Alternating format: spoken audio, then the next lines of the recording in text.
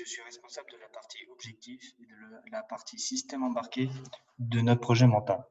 Alors, l'objectif premier de notre projet Manta est de dépolluer les ports et les océans, tout en respectant les contraintes que nous nous sommes fixées, à savoir le respect du développement durable et à la fois respecter les contraintes que nous impose la nature, comme le nombre de déchets déversés dans les océans en hausse, environ 5% par an, et le fait que plus on attend avant de capturer les déchets à la surface, plus ils tombent au fond de l'eau. Et nous ne pourrons pas les récupérer au fond de l'eau. C'est pour ça qu'il faut faire le plus rapidement possible. Donc, le but de notre projet Manta est à la fois de faciliter la dépollution des ports, de récupérer les déchets des ports et des océans, et de nettoyer tout en respectant le développement durable. Et, si possible, de détruire le 7e continent, qui est un continent entièrement de déchets. Et le but, c'est vraiment de le détruire. Ça ferait vraiment du bien à la planète. Il est situé entre la Chine et les États-Unis. Donc ensuite, je vais vous parler de la partie système embarqué. Donc l'objectif du système embarqué est d'aider à la navigation du navire, donc de donner les informations nécessaires, ce qu'il y a comme problème, des pannes, autre chose, les déchets aussi, par exemple, de rendre le navire plus autonome et la propulsion du bateau, c'est-à-dire comment il avance le bateau.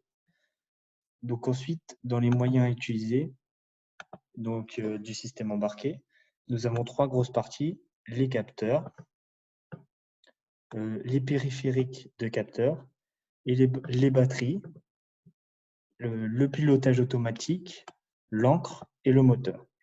Donc nous allons commencer par les capteurs.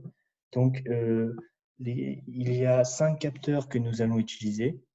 Le capteur à ultrasons, il permet de détecter les déchets et les bateaux dans la nuit pour éviter les collisions avec les bateaux notamment. Mais c'est aussi bien pour détecter les déchets et de savoir à peu près où est-ce qu'ils sont, où on ne cherche pas l'aveugle, quoi. Ensuite, nous allons utiliser un détecteur de fumée. C'est notamment pour prévoir les incendies. Nous allons aussi utiliser un capteur d'humidité. C'est notamment pour savoir tout risque de fuite ou de perçage dans la coque. Nous avons aussi le capteur de température qui règle le chauffage pour la ventilation. En fait, c'est pour notamment le confort des marins et des scientifiques.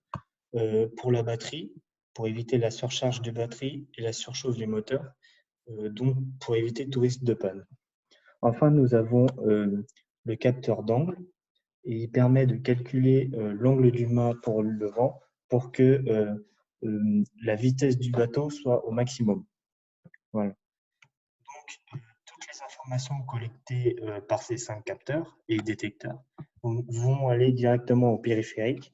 Il y en a 2 types, les sirènes, enfin la sirène, et l'écran de contrôle. Et sur l'écran de contrôle, il y a deux fonctionnalités. Donc le sonar qui nous montre les bateaux, donc détecter les bateaux et détecter notamment les petits objets, dont les déchets notamment. Ensuite, nous avons aussi les voyants lumineux. Ils s'allument en cas d'incendie. Donc, c'est le détecteur de fumée qui va envoyer le message. De fuite d'eau, ça c'est le capteur d'humidité. La surcharge du moteur et de la batterie, ça ce sera notamment le capteur de température. Et enfin, l'angle du mât, capteur d'angle. C'est pas très grave, c'est juste au cas où si un marin s'est trompé ou quelque chose comme ça. Donc, et par contre, pour la sirène, elle retentira dans les cas vraiment d'urgence, notamment pour un cas d'incendie, un cas de fuite d'eau. Donc ça, c'est avec les détecteurs de fumée et le capteur d'humidité. Et enfin, pour la surcharge du moteur et de la batterie, c'est notamment le capteur de température qui nous dira. Donc, c'est vraiment des cas vraiment très, très rares et dangereux. Donc, pour la batterie, nous allons utiliser une batterie au plomb.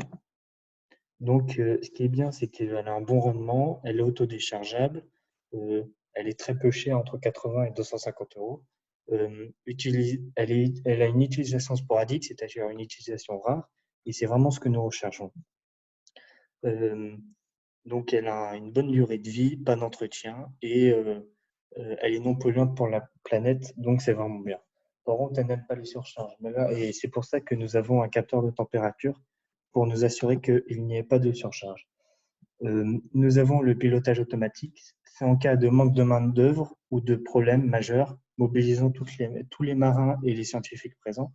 Donc, c'est vraiment au cas où s'il y a un problème, comme par exemple le feu, où il n'y a plus de marins pour piloter et ils ramènent le bateau au port.